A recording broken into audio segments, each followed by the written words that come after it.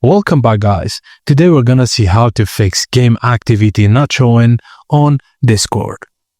First solution is to run Discord as an administrator. Right-click on the Discord app icon, then select Run as an administrator. Launch your game again to see if Discord detects it.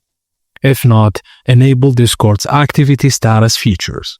Open Discord, then click on the gear icon or user settings at the bottom left. Navigate to Activity Settings, then Activity Privacy. Toggle on the Display Current Activity as a status message, then restart Discord to apply changes.